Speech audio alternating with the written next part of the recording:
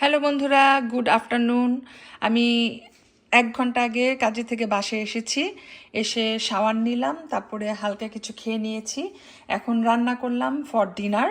তো কি রান্না করেছি তোমাদের সাথে একটু শেয়ার করি। এই যে দেখছো এখানে, এটা কি জানো? এটা হচ্ছে চিকেন। তবে চিকেনটা কিন্তু দেখতে বোঝা যাচ্ছে না যে এটা চিকেন, কারণ এটার পিছনে অনেক বড় একটা কারণ আছে, সেটা তোমাদের সাথে আমি এখন শেয়ার করব। আর সেটা হচ্ছে, আমি কয়েকদিন আগে চিকেন তন্দুরি রান্না করেছিলাম। তো তন্দুরি রান্না করার পর খাওয়া হয়ে গিয়েছিল, খালি কয়েক পিস বাকি ছিল।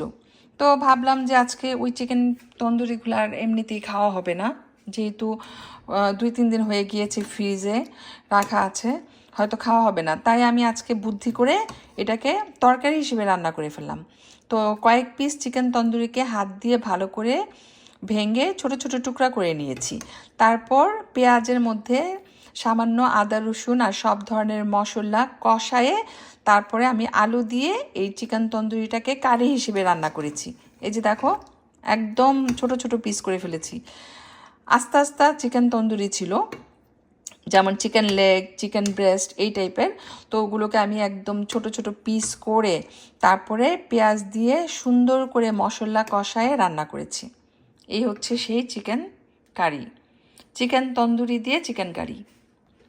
জাস্ট দেখতে যেমন সুন্দর হয়েছে, খেতেও ইয়ামি হবে, কারণ আমি একটু ট্রাই করে দেখেছি, অনেক মজা হয়েছে।